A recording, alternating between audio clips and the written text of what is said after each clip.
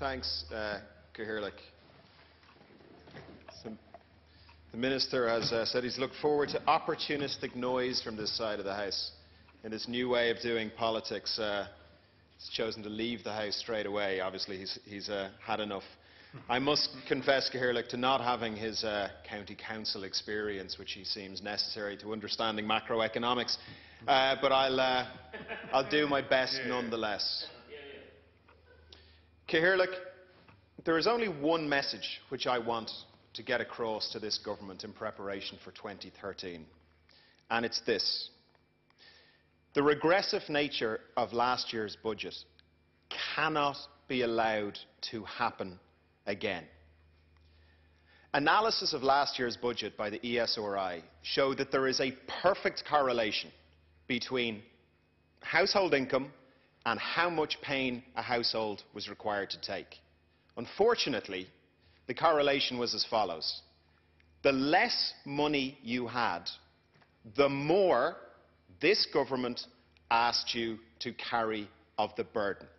That is independently verified by the ESRI, and there is a perfect correlation between having less and being asked to pay more by this government. A single parent with 3 children, Cahirlik, last year was asked to stump up €4,600.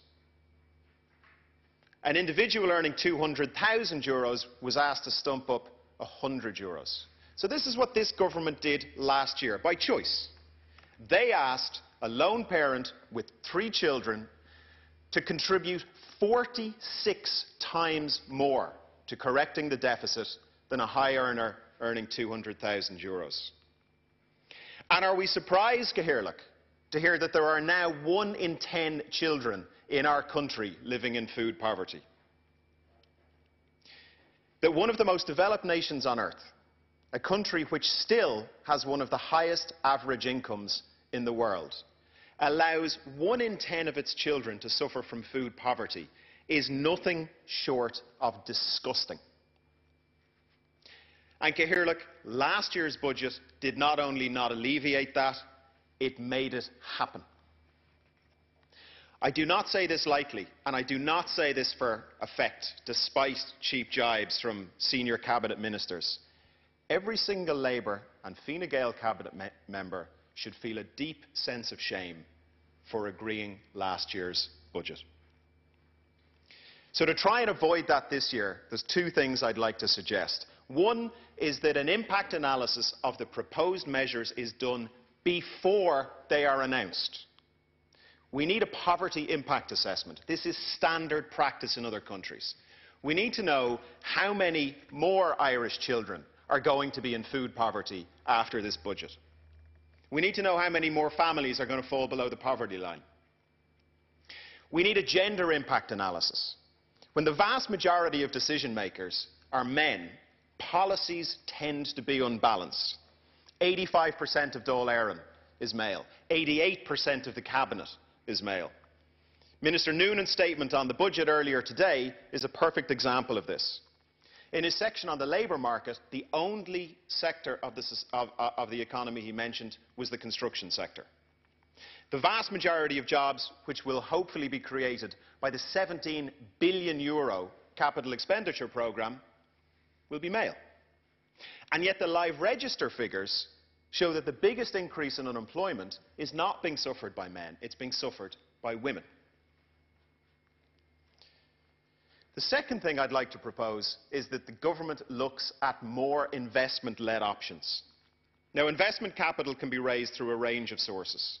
We have existing cash reserves which can be used. We can target taxes to raise some of this. We can have sensible expenditure savings. So, for example, pausing the 170 million increments that are factored into the budget this year. And we could extend the Troika correction timeline. I believe, having met them last week, that they would be open to a longer programme correction. We could invest this in human capital and in job-supporting infrastructure. But there has been far too much attention directed to supply-side initiatives. Cahirlik, To conclude, I'd like to draw your attention to the fact that in 2006, in July 2006, there were 170,000 people signing on. 6 years later, that number had increased by 300,000. The issue here is not people unwilling to work or who need increased incentivisation to work. People are desperate to work.